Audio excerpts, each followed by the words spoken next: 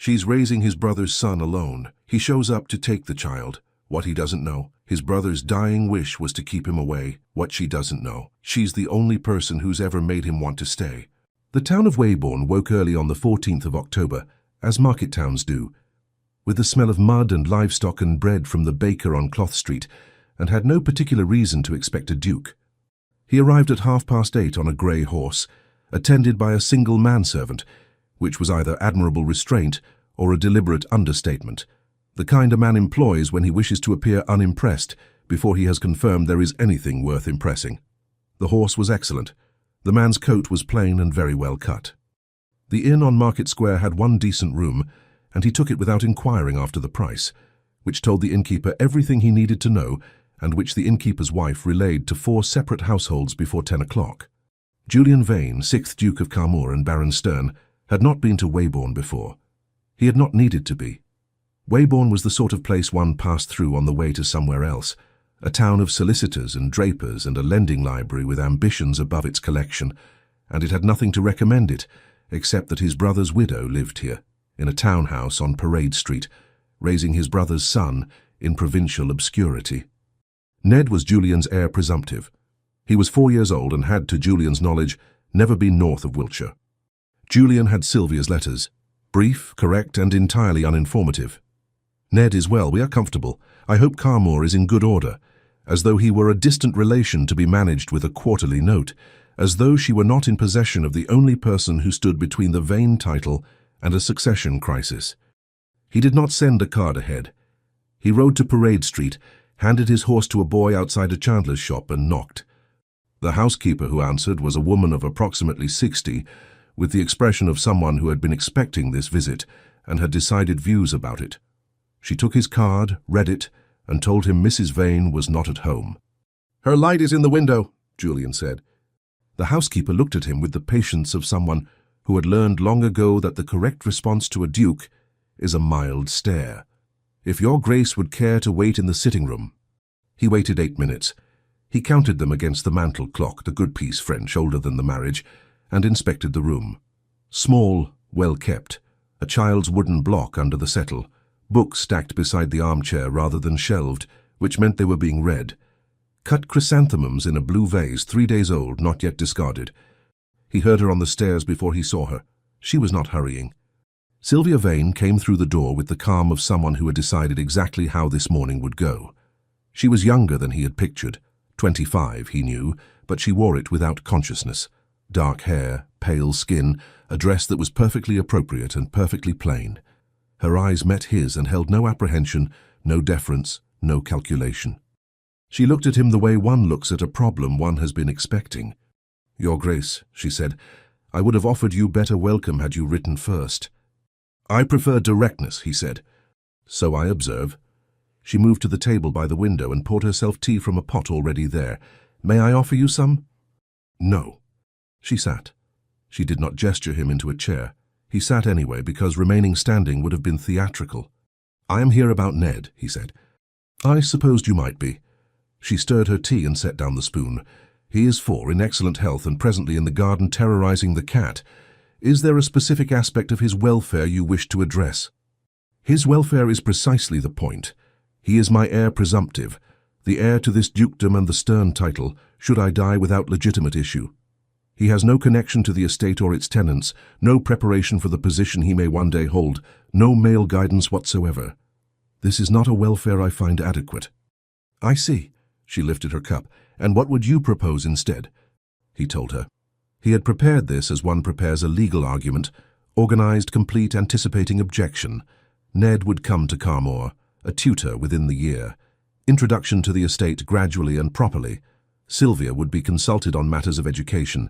She would be welcome to visit. Sylvia listened without moving. When he finished, she said, "No." Julian waited for more. There was no more.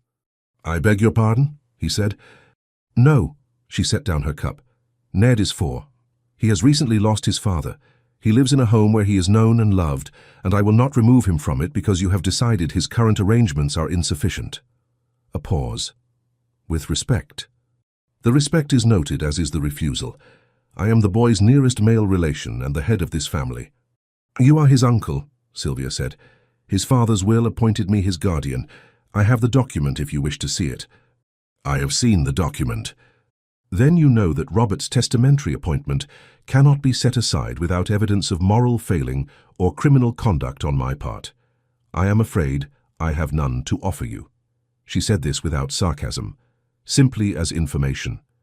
"If you wish to challenge the will, you may petition the Court of Chancery. Your solicitor will advise you on your prospects." Julian looked at her. He had expected many things from this conversation. He had not expected to be quietly shown the limits of his own legal position before the tea had gone cold. "You have already taken counsel," he said. "When Robert died," she said, "I thought it prudent." The room was quiet. Outside, the cat made its views known. "My concern," he said with deliberate care, "is not the legal document. My concern is that Ned is my heir presumptive, and if I were to die tomorrow, he would inherit everything, the dukedom, the Stern title, 2,000 acres in Dorset, having never set foot on any of it. He does not know the land, he does not know the tenants, he does not know me. That is not adequate preparation for the position he may hold." Something shifted in her expression. Not agreement, but the recognition that he had said something worth hearing. "I am not opposed to Ned knowing you," she said, more carefully. "I am opposed to Ned being removed from his home at 4 years old. Those are different objections." "Yes," she said, "they are." The door opened. A small boy in a blue coat came through it at speed, skidded on the rug, recovered with the ease of long practice, and stopped when he saw Julian. His eyes, pale brown, wide-set, unmistakably Robert's, went directly to the stranger. He had a wooden horse in his hand, small, rough-cut, clearly made by someone with a penknife and patience rather than any professional skill. The ears were uneven. The tail was a knot of actual string. Ned considered Julian for a long moment. Then he crossed the room and held out the horse. Julian looked at the horse. He looked at the child. He did not take it. Ned waited, then lowered the horse without visible offense and turned to his mother. "The cat went under the gate. Mrs. Hooper says it isn't coming back." "I think it will," Sylvia said. "This is your Uncle Julian. Can you say good morning?" Ned examined Julian with the frank assessment of the very young. "Good morning," he said, satisfied, and went back the way he had come. Julian looked at the empty doorway. "He has Robert's eyes." "Yes," Sylvia said. Her voice was level. "He does." Julian stood. "I will call again, Mrs. Vane." "As you like." She rose, which indicated the visit was concluded, and she had determined when. "I will tell Mrs. Hooper to offer your man tea." He left. On the street he stood in the October air for a moment, market noise rising around him, and found he had no idea what he had expected from this visit. Not that. Not any of it. He went back to the inn and told his man to unpack properly. He called the following morning with Paris, a solicitor from Bath who had ridden up and was clearly regretting it. Sylvia received them in the same sitting room. She had her own letter ready on the table. Paris laid out the grounds for ducal involvement. Guardianship oversight. The heir presumptive's education and preparation. The management of the Dorset estate correspondence which had, apparently, been redirected to Mrs. Vane by some informal arrangement that had no legal basis Julian could identify. Sylvia listened. When Paris finished, she slid her letter across the table. It was from a London solicitor. It was thorough. "Your informal arrangement," Julian said, "regarding the Dorset estate's correspondence." "Robert asked the steward to copy me on reports," she said. "I found it useful to understand the estate's condition as Ned's guardian. I have made no decisions. I have simply kept informed." A pause. "The steward found it equally useful to have someone respond to his queries, as you were not in the habit of responding promptly." Julian said nothing. This was accurate, and he knew it. "I am not attempting to administer the estate," she said. "I am attempting to understand it, so that when Ned is old enough to understand it himself, there is someone to explain it to him." She looked at Julian steadily. "You could, of course, simply write to the steward yourself." Paris looked between them with the expression of a man watching something above his pay. "The matter of Ned's preparation," Julian said, setting the estate question aside with the precision of a man who has lost a point and will not acknowledge it, "remains." "It does," she agreed, "and I'm not unwilling to discuss it. I'm unwilling to discuss it through solicitors." She looked at him directly. "If you wish to speak about Ned's future, his education, his connection to the estate, his knowing the family he may one day represent, speak to me, directly. I am here every morning." Julian looked at her for a long moment. Then he dismissed Paris. He called the next morning without Paris. Sylvia received him. Tea appeared. He asked about Ned's current arrangements, what the child could read, whether he had a tutor, what he did with his days. She answered without defensiveness, giving him exactly what he asked for, and nothing more. He asked a second question, then a third. She answered those too. He was trying to find the gap in her, the thing she was hiding or failing at or had missed. He did not find it. "You have thought about this," he said. More observation than compliment.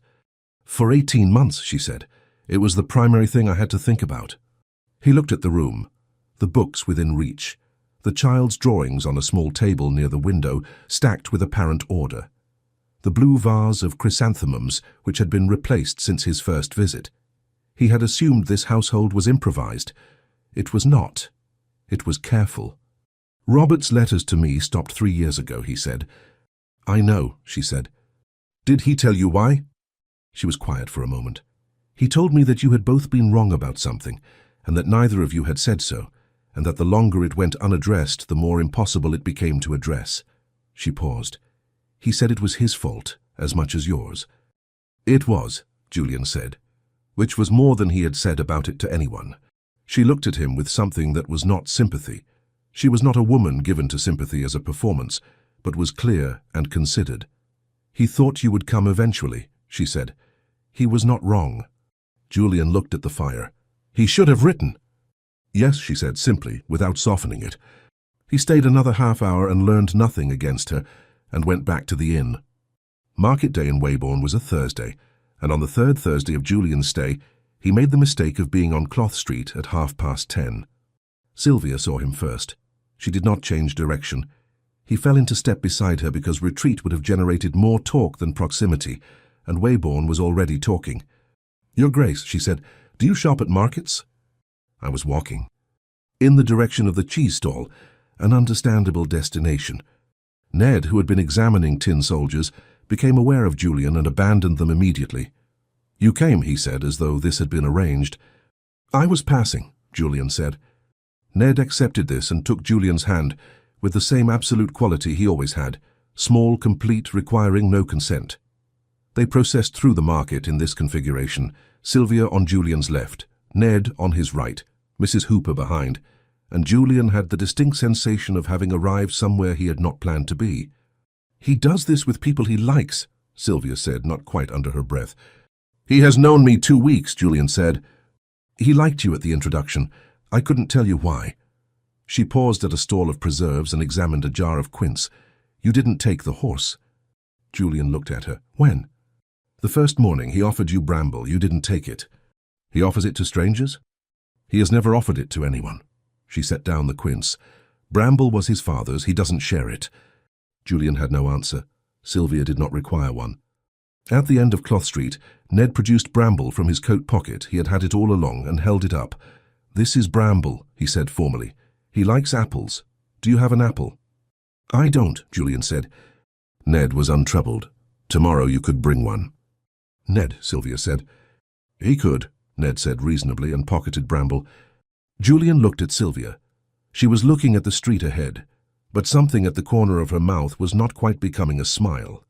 "Shall I bring an apple?" Julian said. "I leave that to your Grace's discretion," she said, and walked on. He brought an apple the following morning. Ned presented bramble for the transaction, explained the horse's dietary preferences at length, and ate the apple himself on Bramble's behalf.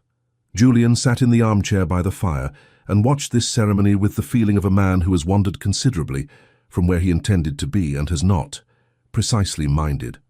Sylvia, from the settee, watched both of them with the expression she wore when she was thinking something she had not decided to say. The letter arrived on a Wednesday, 3 weeks into Julian's stay. It was from Graves, his London solicitor, and its contents were straightforward and unwelcome. Philip Forsyth, Sylvia's second cousin, a fact Julian had not previously had cause to consider, had filed a petition in Chancery regarding Ned's guardianship. Graves was candid about its merits, thin, he wrote, and without strong precedent. Heir maternal second cousin had essentially no standing to challenge a testamentary appointment, particularly with the paternal uncle, the head of the boy's own family, already present and engaged. The petition would almost certainly be dismissed, but it would take time and create disruption. More pressingly, Forsyth had apparently been making inquiries about the Dorset estate with at least one local solicitor, which suggested his interest was not purely in the child's welfare.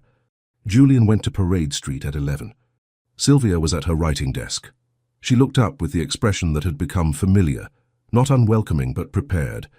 She had learned in 3 weeks not to be entirely off guard.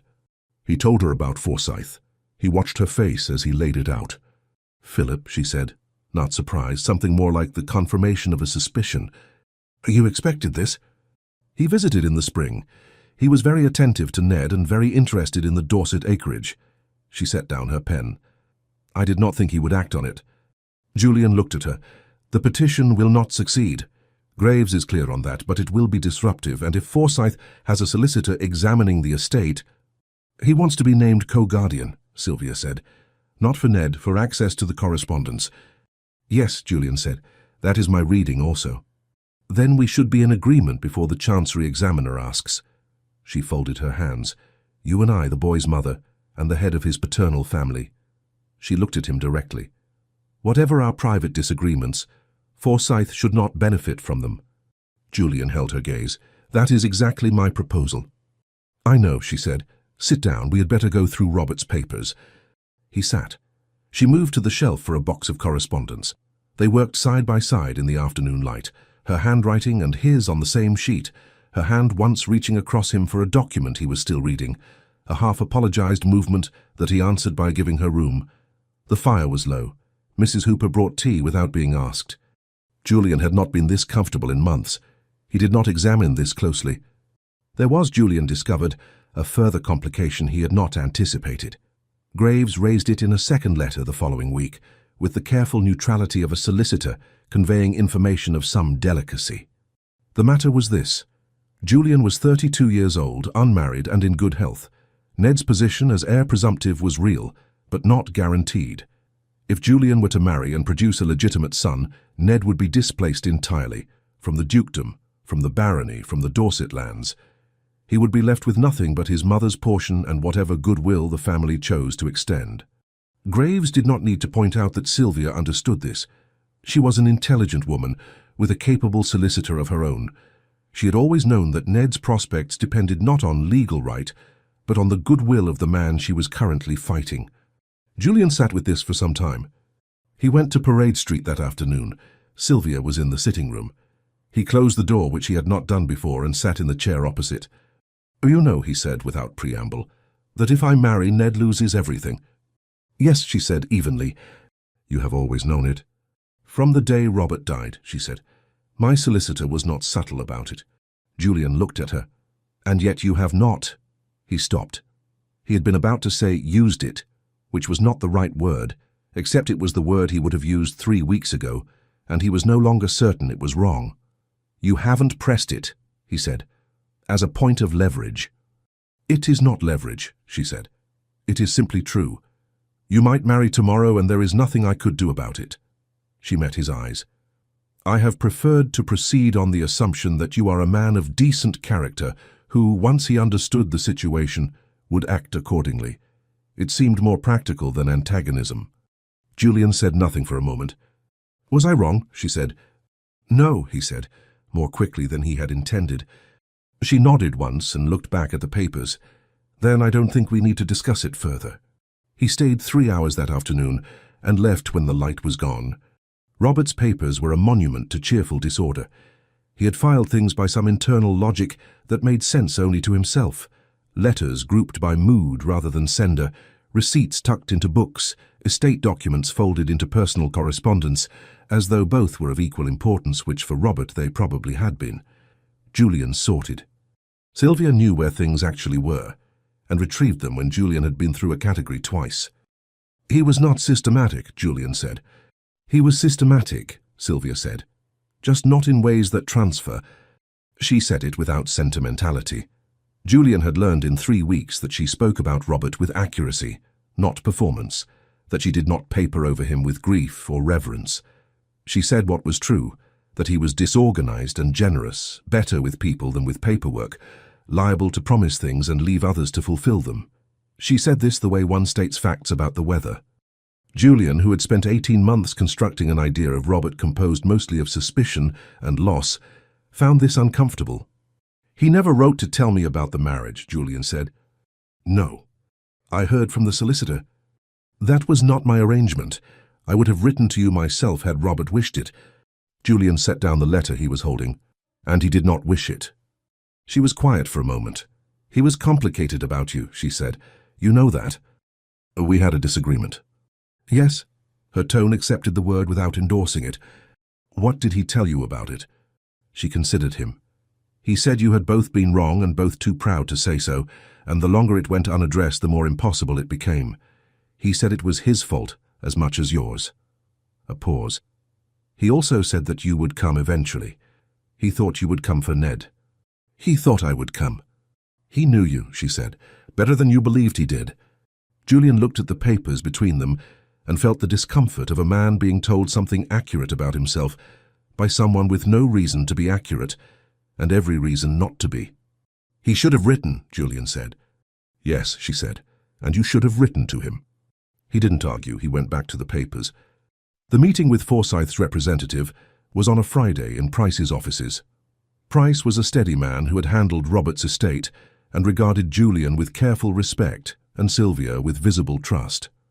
Forsyth's man was from London, sharper than Price, and arrived with the air of someone who had come a long way and intended to make it worthwhile. He was polite to Julian and barely civil to Sylvia, which Julian noted. The petition was laid out. Forsyth's claim was precisely what Graves had described: co-guardianship, framed as additional provision for the child's interests, with language that implied Sylvia's management was adequate but incomplete. There was nothing in it that bore legal examination, but it was legible enough as an argument that dismissing it required the effort of addressing it. Julian addressed it. When the representative pushed on questions of Ned's education and estate preparation, Julian deferred to Sylvia, turned to her, let her answer, did not speak over her when she corrected a misapprehension. The second time he did this, Forsyth's man paused. He had arrived expecting opposition between a duke and a widow. He had found something different, and he knew what it meant. He left without having achieved anything. Outside, Price allowed himself a small, satisfied expression. Julian and Sylvia walked half a block before she said, "You deferred to me." "You were correct." "You knew I was correct before the meeting." "Yes." She glanced at him. "Thank you." "It was practical," he said.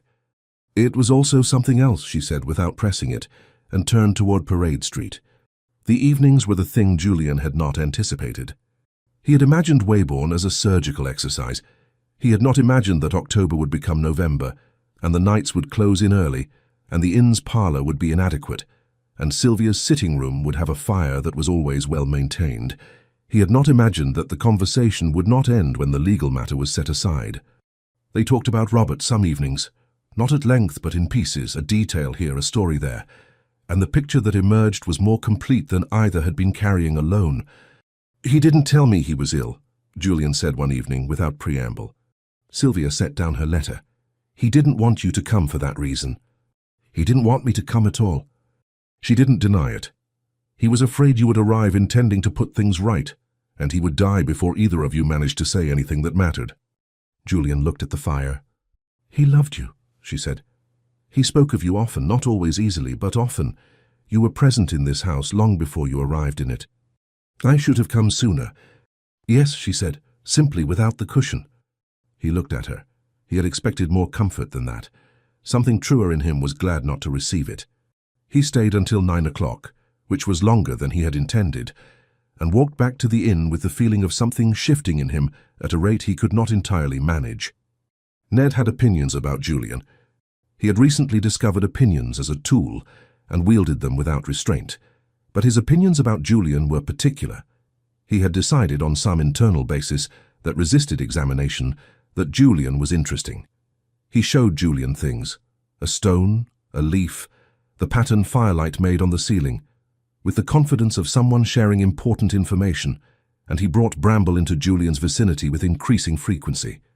On a Tuesday in early November, Sylvia asked Julian with the air of conducting an experiment she did not wish to name, if he might take Ned for a walk while she dealt with correspondence.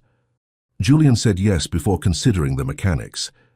Ned presented himself in the hall in his coat and hat, Bramble already in his pocket, and regarded Julian with the bright expectation of someone whose arrangements have gone exactly as planned. The river path was quiet.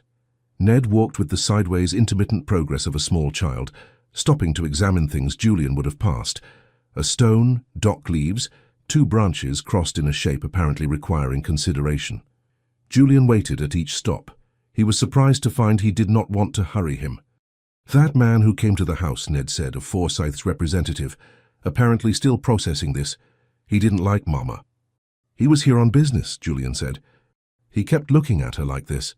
Ned produced an expression of dismissal with more accuracy than Julian would have expected. You look at her differently. Julian considered the river. Do I? Yes. Ned produced Bramble and held the horse toward the water. How come you didn't come before? I didn't know I should. Papa talked about you, Ned said. He said you had the same hands. Julian looked at his hands. What did he mean? I don't know. He said it when I made something. Ned pocketed Bramble and looked up with Robert's eyes. Do you make things? I used to. You should make Bramble a stable, Ned said with the breezy confidence of someone issuing a commission. Bramble hasn't got a stable. He then moved off to examine a piece of bark, leaving Julian by the river with an assignment from a source he had not anticipated. They sat on the bench near the churchyard. Ned set Bramble on Julian's knee without asking, the way one places a thing where it belongs, and looked at the water. Julian sat with the small wooden horse on his knee, the uneven ears, the string tail, the grain running wrong at the neck because Robert hadn't known or hadn't cared, and felt something in his chest for which he did not have a word. Sylvia was at the window when they returned. She stepped back when she saw Julian look up, not quite quickly enough. He filed this away. She was reading when he arrived that Thursday evening. She finished the page before she looked up, which he had stopped being surprised by. She offered sherry. He accepted it. They talked about Robert, obliquely, carefully, both navigating around the falling out without naming it. She said something small and true about Robert that Julian did not know, something about the way he listened to people without seeming to, and Julian went quiet. He thought you disagree, she said. She had Cowper's poems open in her lap, Robert's copy apparently, the margins full of his handwriting. She turned to a page and read 4 lines about habit and the paths men make themselves, then said, he wrote in the margin, Jay would disagree with this. May I? She brought the book. She was standing beside his chair for a moment, both of them looking at Robert's handwriting in the margin, small, slanted, exactly as Julian remembered from letters that had stopped 3 years ago. The lamp behind her put her face in partial shadow. He knew me, Julian said. He paid attention, she said, to everyone. She went back to the settee. It was one of the things. He stayed until 9:30.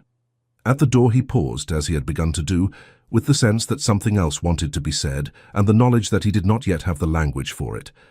Good night, Mrs. Vane, he said. Good night, Your Grace, she said, without looking up from Cowper. He did not go to Parade Street for 2 days.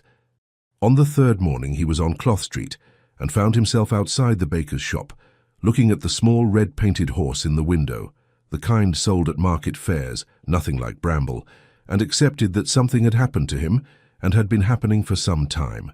He bought a loaf he didn't need and went back to the inn and got his penknife from his travelling case, where it had been since Carmoor. He went to the carpenter near the market and purchased a small plank of lime wood. He worked that evening. His hands knew what to do. He and Robert had learned from their father, one of the only unserious things their father had ever permitted himself, the 2 of them in the estate carpenter's shop on winter afternoons, learning to read the grain. Robert had never got the grain right. Julian always had. He went to Parade Street the following morning with a small wooden stable in his hand. Mrs. Hooper opened the door, looked at the stable, and concealed what she thought about it with professional competence. She showed him in. Sylvia was in the sitting room. She looked at the stable and was quiet for a moment. It needs a horse, Julian said. She stood and crossed to him. She examined the roof, the stall proportions, the carved lintel above the door. She looked at it for long enough that he understood she was seeing more in it than carpentry. Then she looked up at him. You made this, she said. I had time, he said. She looked at it once more. Ned will... She stopped. Julian. He met her eyes. I wrote a letter to my mother, she said. I didn't send it. I described the situation. A pause. I described you. And? I was not unkind, she said. He held her gaze. May I ask what you said? No, she said, not yet. She looked back at the stable, but I think... She stopped. Then, in the voice of someone arriving at a decision they have been approaching for a long time, I am glad you came, despite everything. He had 12 possible responses, and chose none of them. He simply looked at her in the sitting room where he had arrived 43 days ago, with a legal argument and a set of assumptions that had not survived her, and found his face doing something he was not controlling. She looked at him with something that was not composure at all, and then turned away slightly, because it was too much to look at directly. Ned will be down shortly, she said. Good, he said. He sat in his armchair. The stable sat on the table between them, waiting for a horse. November settled into Weybourne, with the determination of a season that knows it has won. The river ran high. Julian's circuit of the town had expanded, a longer river path that added 15 minutes, and which he walked on days when there was too much in his head. He had been in Weybourne 6 weeks. He was aware that this exceeded any resolution the situation required, and he was aware that Weybourne was aware of it too. The innkeeper no longer asked when his Grace anticipated departing. Mrs. Hooper brought Julian tea without being asked, and on one occasion had offered him a biscuit. The chandler's boy had named his horse. The town talked. A neighbour of Sylvia's, a Mrs. Fairweather, called on a Wednesday morning and said so at some length. Julian heard about it that evening, delivered in a tone entirely dry. She approves, Sylvia said. She has strong feelings about the advantages of connection to the Vane family. And what did you say? That His Grace and I were managing a legal matter concerning my son. She looked at the fire. She did not find this convincing. Are you uncomfortable with the talk? Julian asked. I am accustomed to being talked about. I am Robert Vane's widow in a market town. She paused. I am more uncomfortable with the accuracy of some of it. He looked at her. She did not look at him, which was itself informative. The evening ended earlier than usual. She said she had letters to write, which was probably true.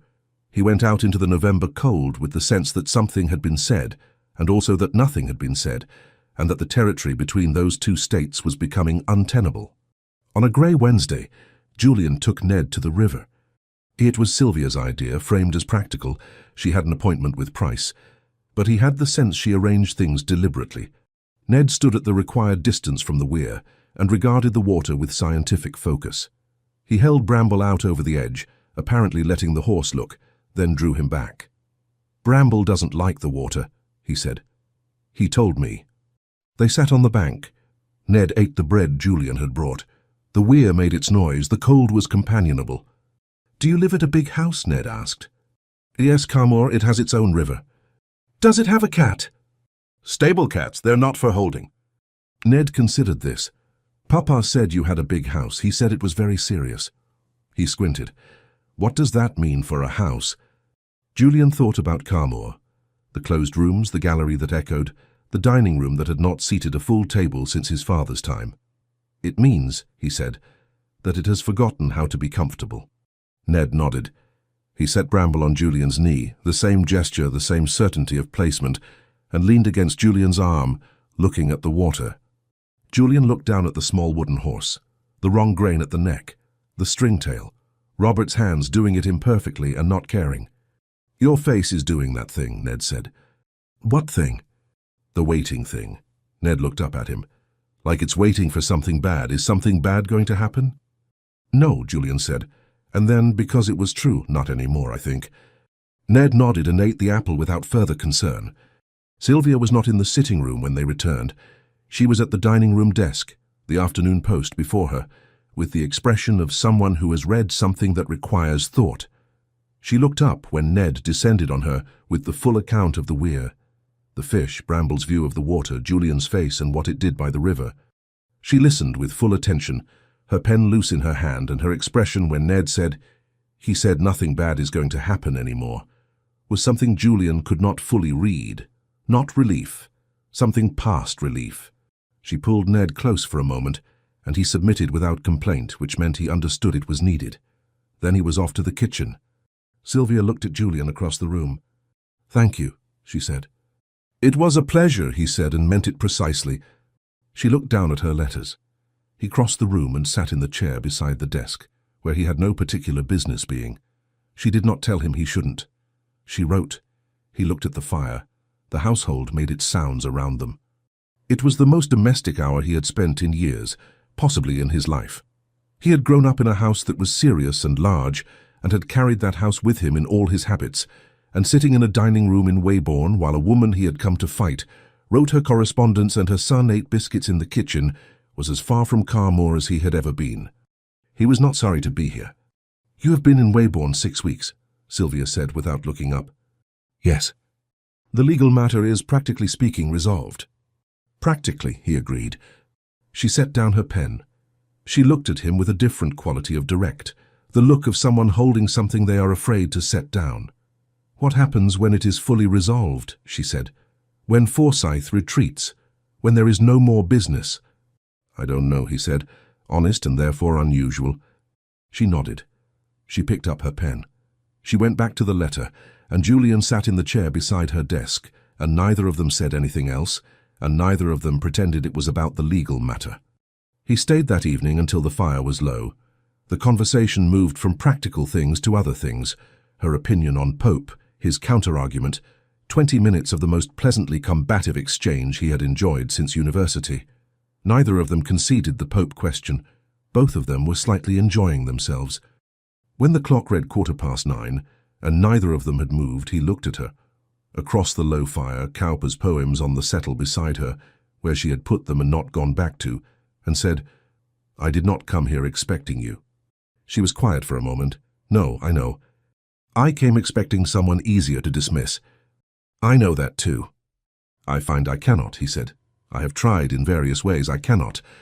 The fire crackled. He stood. He crossed the room.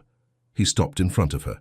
She looked up at him with the composure that had become, over 6 weeks, the thing he understood was the bravest part of her, built to survive things, and now costing her something different. He was close enough. The moment was entirely present. He stepped back. "Not yet," he said, not only to her. At the threshold, "Good night, Sylvia." "Good night," she said. Her hands, he noticed, were very still in her lap. He stood on Parade Street in the dark and understood, with the clarity of cold air, that he was a man who had spent his life waiting for something bad, and who had, in a sitting room in Wiltshire, started waiting for something else entirely. He did not go to Parade Street for 3 days. On the second day he walked the river path and passed a man with a child on his shoulders, the child laughing, the man holding the child's ankles with the ease of long practice. Julian stopped and watched them go, then stood on the path for a long moment and thought about his father, who had been a serious man in a serious house, and about Robert, who had not cared about any of that, and had made a child and loved him and died, and about what it meant to have been the responsible one all his life, and to have been, under all of it, simply lonely. He went back to the inn. He got his penknife. He had finished the stable. The rider came to him almost without planning, smaller than the horse, a figure barely 3 inches tall, smoothed down until the grain was fine. He worked 2 evenings. Then he went to Parade Street. Sylvia looked at the rider he placed beside the stable. She looked at it for long enough. "Julian," she said. He sat in his armchair. She went back to her correspondence.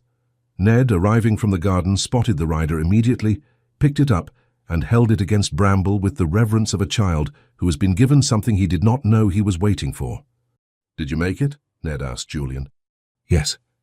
Ned looked at it. He looked at Julian. "It looks like Papa," he said.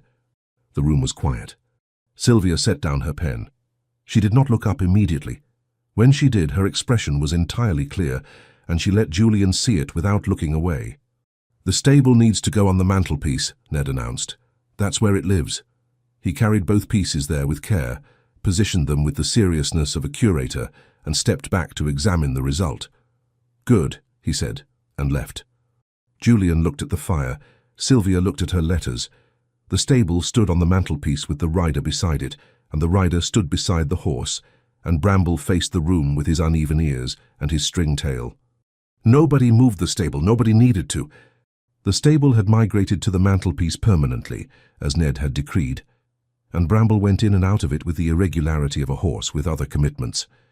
Julian noticed, on his next several visits, that the rider had been positioned differently each time, sometimes beside the horse, sometimes on the roof, once inexplicably face down in the straw Ned had sourced from somewhere, and said nothing about it. Forsyth's representative returned on a Thursday. He came with a revised petition, which Price reviewed that morning and summarized with the careful neutrality of a man conveying news he finds professionally embarrassing on someone else's behalf. Forsyth had narrowed his claim, no longer seeking co-guardianship outright, but requesting chancery oversight of Ned's education and estate preparation, with himself named as a supervising advisor. It was, Price said, an even weaker argument than the first. Chancery would not appoint a maternal second cousin to supervise anything over the active objection of both the child's mother and the head of his paternal family. The petition existed to create inconvenience and to suggest publicly that Sylvia's arrangements required outside scrutiny. "He knows it won't succeed," Sylvia said when Julian relayed this. "He is hoping we will pay him to withdraw it," Julian said. She looked at him. "Will we?" "No," Julian said. She nodded once with the expression of someone whose assessment has been confirmed. Then, "We go to the meeting and he goes home." They went to the meeting in Price's offices. Forsyth's man was polite to Julian and barely civil to Sylvia, which Julian had observed before and liked no better for the repetition. The revised petition was presented. Julian and Sylvia dismantled it methodically, Price providing the legal scaffolding, and Julian and Sylvia providing the substance. When the representative pushed on the question of Ned's preparation for his potential future position, Julian said, "Mrs. Vane and I are in complete agreement on the matter," and deferred to her. When the man turned back to Julian as though Sylvia had not spoken, Julian said, "Mrs. Vane has just answered your question. I have nothing to add." The representative left. Price permitted himself a small expression of satisfaction, which for Price was the equivalent of a standing ovation. Outside on the street, Sylvia walked beside Julian in the November cold, half a block. Then, "You did that again?" "It seemed warranted," Julian said. "It was." She glanced at him. "Thank you." "Don't thank me for basic courtesy," he said. "All right," she said. "Then I'll thank you for making it look effortless." The corner of her mouth moved. It clearly wasn't. He looked at her. "It has become easier," he said, which was more than he had intended to say, and she heard the rest of it and did not comment, which was one of the things about her he had stopped being surprised by. They walked back to Parade Street. Mrs. Hooper had tea ready. Ned had constructed something on the sitting room floor, involving every wooden block in the house, and was unwilling to explain its purpose. Julian sat in his armchair, and Sylvia sat on the settee, and they drank their tea, and the afternoon went on around them, ordinary and specific, and Julian thought, "This." He did not say it, but he thought it. It was not the tea that did it, nor the meeting nor the walk. It was an hour later when the relief of the morning had settled, and they were both less careful than usual, and Julian said something he had not planned to say.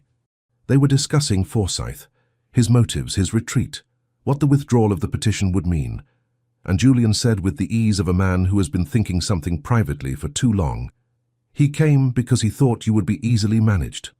A widow without male protection, a tenuous position, a child whose prospects depend on the goodwill of the family.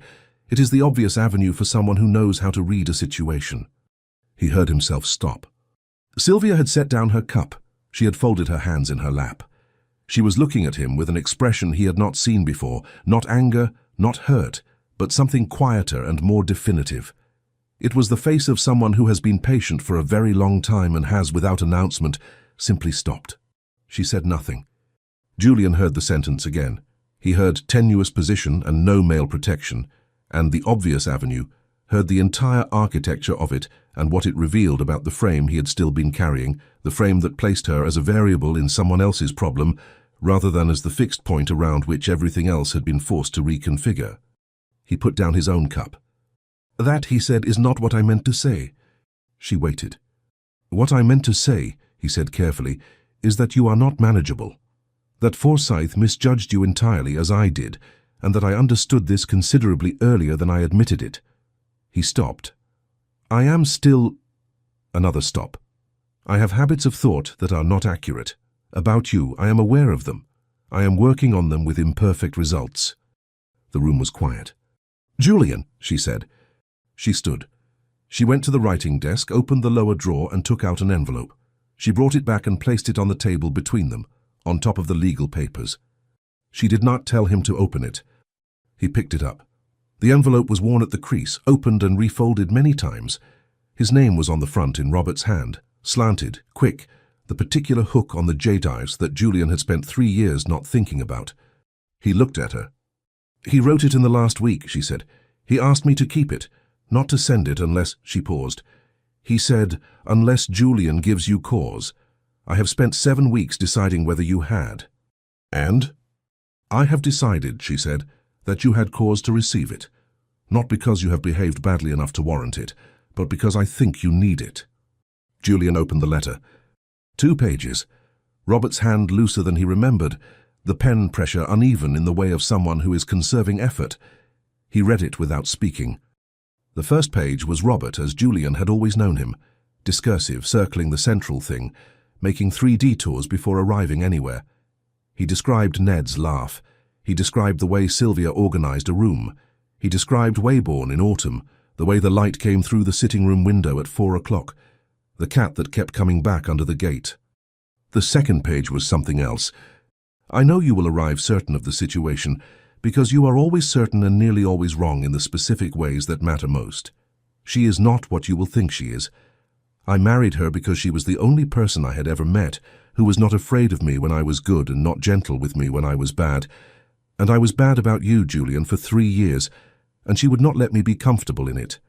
So I am writing this instead of having said it. Keep Ned away from you, not because I don't love you, because you don't know how to love anything back yet, and I don't want him to learn that watching you. I want him to learn it from her, but I think you might learn it from her too, if you stop performing long enough to let her show you. I should have written, I was waiting for you to write first, which you know is what I always said, and you know I was right about. We were both idiots. You were the more stubborn one. That is not a point of pride. Tell her I was right about the Pope." Julian sat with the letter for a long moment. The fire had burned lower without either of them noticing. "The Pope," he said. "We had an argument," Sylvia said. "He maintained he was right. He died before it was settled. He says here he was right." "He would," she said. "He was not." Julian folded the letter along its existing creases. He set it on the table. "He was right," Julian said, "about the other things." She was quiet. "I don't—" He stopped. He tried again. "I have spent 32 years not developing the language for this, and I need it now, and it is not there." "I know," Sylvia said. "That is not sufficient." "No," she agreed, "but it is a beginning." He looked at the letter. He looked at her. "He asked you to keep Ned from me." "Yes." "And I installed myself at the inn anyway." "You did," she said. "And you let me stay." "I could hardly throw out a duke. You could have made it considerably less tolerable." "Yes," she said, "I could have." She met his eyes without looking away. "I did not want to." He held her gaze. The room was very quiet. "Why?" he said. She looked at her hands, then at him. "Because Robert's letter told me you were certain of everything and actually certain of nothing, and I wanted to see what happened when you were wrong enough times." She paused. "And because Ned offered you bramble on the first morning, and you didn't take it, and yet you came back." He said nothing. His face was doing something he was not controlling.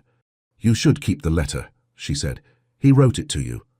"He left it with you," Julian said. "Keep it. It told me to listen to you. I should like the instruction to remain where it can be applied." She looked at him for a moment.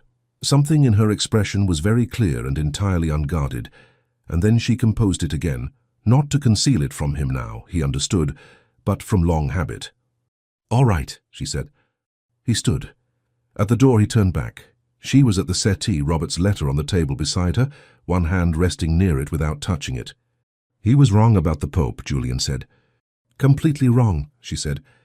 "I intend to win that argument on his behalf," Julian said, at length over several evenings. She looked at him steadily. "I expect you'll try," she said. He went out.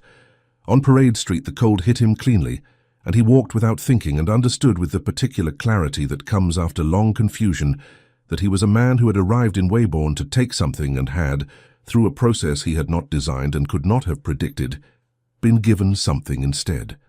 3 days. He sent a note on the first, brief, practical, asking whether Price needed anything further regarding the Forsyth matter. Sylvia's reply was equally brief and equally practical, which told him nothing except that she had replied promptly, which told him something. He worked on the second day. He went through the Carmore correspondence that had accumulated during his weeks in Weybourne and found his opinions about it had changed. The Eastern tenants' lease, the drainage, the question of the closed East Wing gallery. He wrote 3 letters with more warmth than was strictly necessary and posted them before he could revise them. On the 3rd day he called on Price and asked him to draw up a document. Price listened to the specification. He asked 2 clarifying questions. His face remained professionally composed. Then, "You are quite certain, Your Grace?" "Quite certain," Julian said. Price wrote the document. Julian read it twice, signed it, and went to Parade Street. There was, however, one matter he had not yet addressed, and he had been avoiding it with the deliberate thoroughness of a man who knows he is avoiding something. The heir presumptive question. Graves had raised it weeks ago. Sylvia had addressed it herself in the conversation about Forsyth, with the composed directness she brought to everything difficult. If you marry and have sons, Ned loses everything. I have preferred to proceed on the assumption that you are a man of decent character. She had not pressed it. She had not used it. She had set it down between them like a fact about the weather and moved on. He had been thinking about it ever since. The document Price had drawn up addressed the guardianship.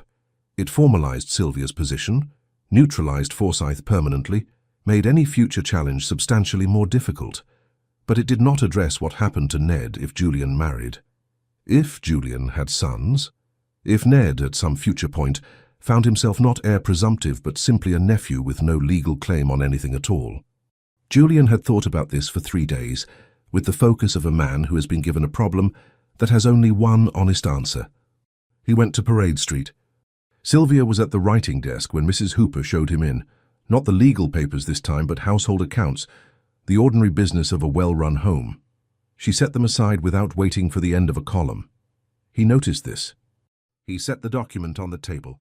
She read it thoroughly. She read the operative clause twice. She set it down. "You have withdrawn the guardianship claim entirely," she said. "Yes." "And Forsyth is addressed in the 3rd paragraph. Price believes it is definitive. I agree." She looked at the document, then at him. "Why?" He had the answer ready. "Because Robert appointed you, he was right to. And because I have been wrong about nearly everything since I arrived, and the things I have done that were wrong should be corrected where they can be corrected."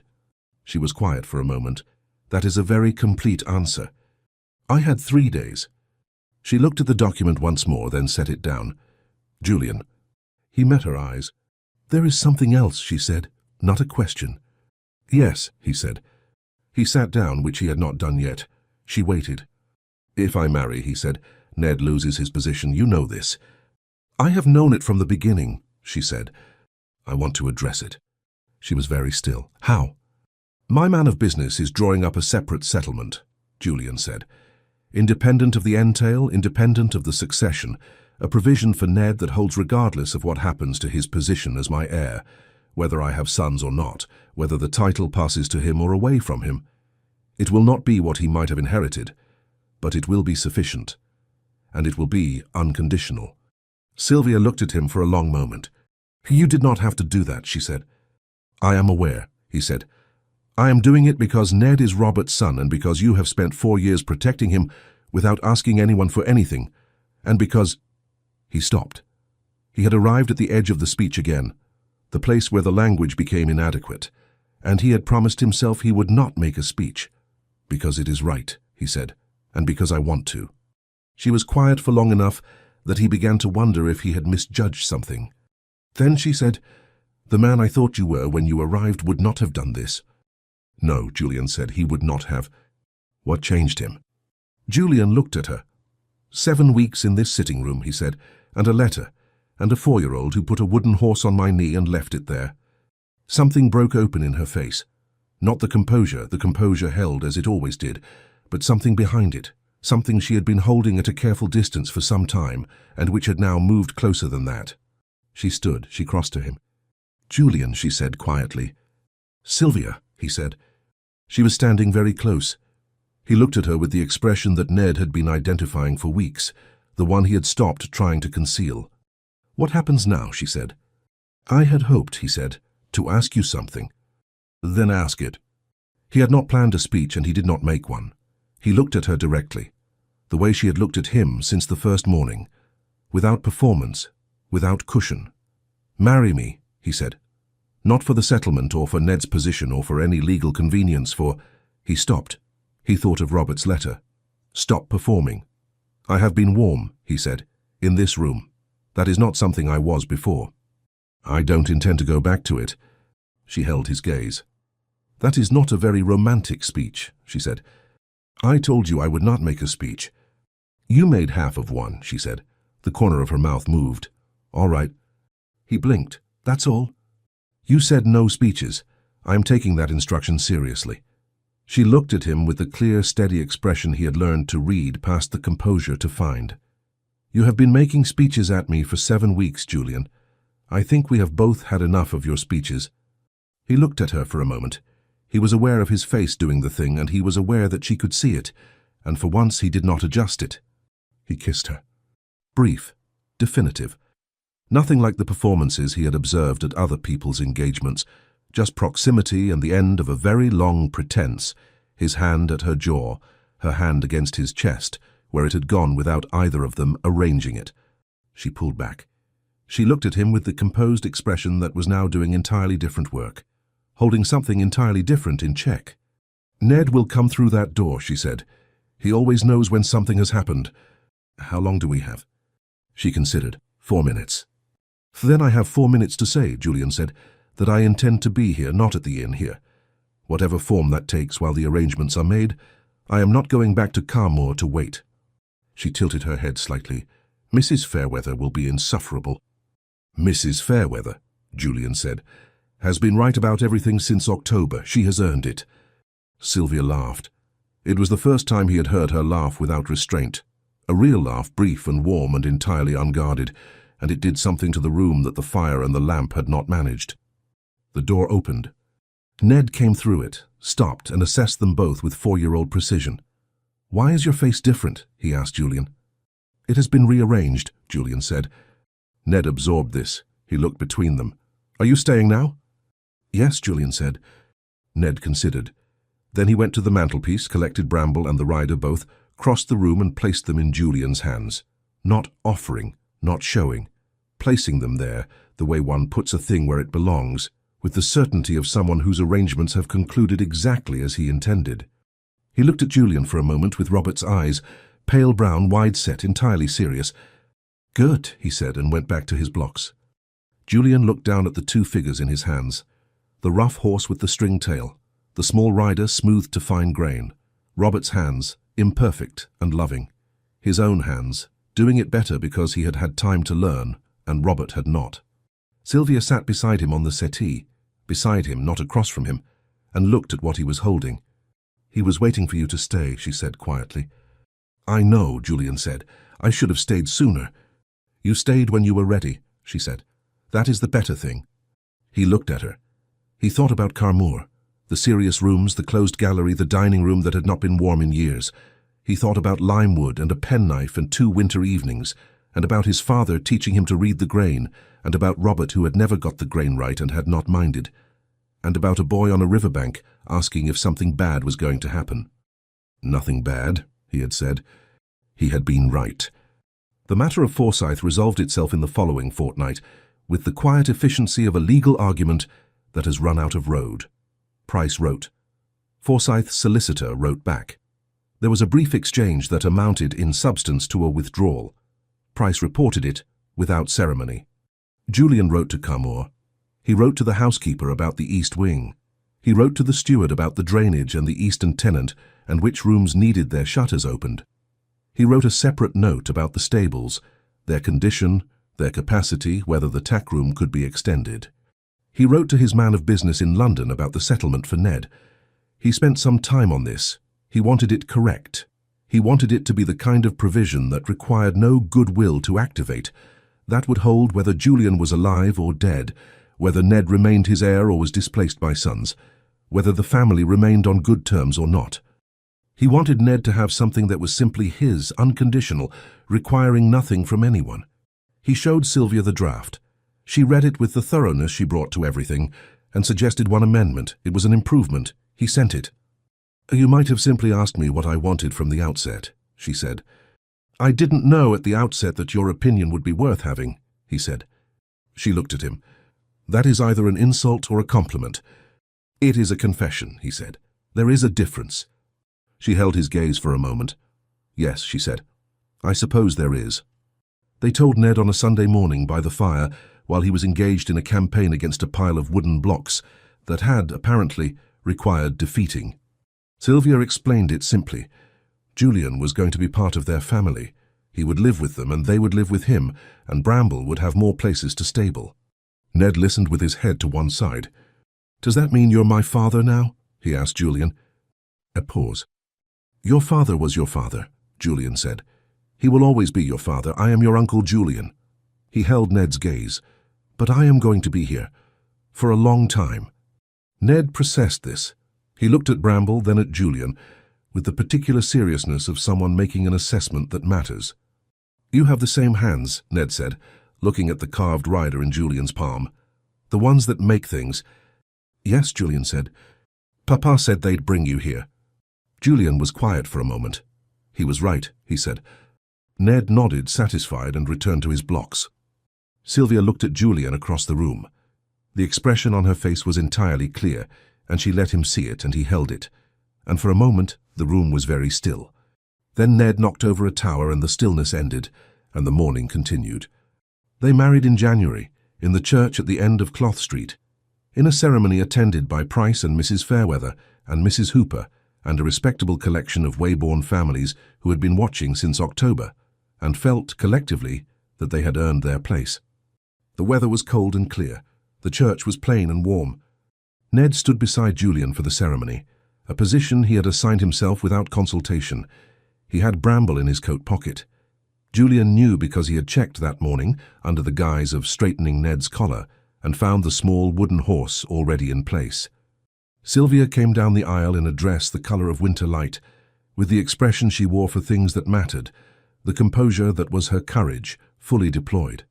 When she reached Julian, she looked at his face the way she had since the first morning, the look of someone assessing a situation, and then something in it changed, and what replaced it was something Julian had been working towards since November, without knowing that was what he was doing. He offered her his hand. She took it. The ceremony was brief. Price cried discreetly. Mrs. Fairweather did not cry, but held herself with the bearing of someone who has been vindicated. Ned, at the critical moment, produced Bramble from his pocket and showed the horse the proceedings, apparently so that Bramble could serve as witness. Nobody commented on this. Julian, who was watching from the corner of his eye, felt something in his chest do the thing it had been doing since October, which he had given up trying to name. In February, a month after the wedding, Julian was at the writing desk by the window. His desk now moved from the corner where the light was poor, which Sylvia had permitted with the expression of someone who has chosen her battles and is choosing this one to let go. The Carmore correspondence was before him. The East Wing renovation had begun.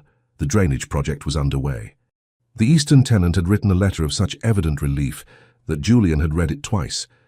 Ned was on the floor nearby, narrating an architectural project to Bramble, who was serving as foreman.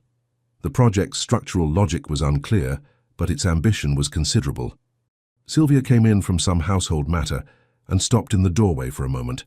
She looked at the room, Julian at the desk, Ned on the floor, the fire well maintained, the stable on the mantelpiece with the rider beside it, exactly where Ned had placed them.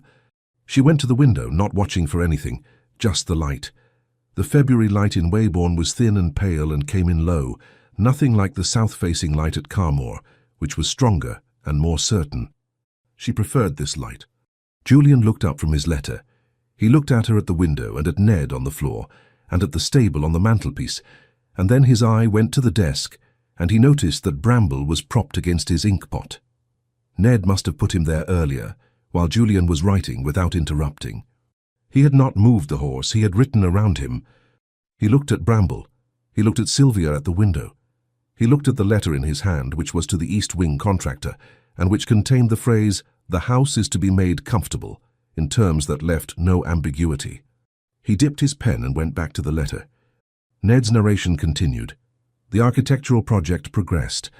Outside the window, the February light held, thin and white and entirely specific to Waybourne, and Sylvia stood in it without moving, her face turned slightly toward the room, toward the sounds of it, toward the ordinary and particular fact of it. She did not say anything. She did not need to. Don't forget to like and subscribe, or at least leave a comment if you enjoyed the story.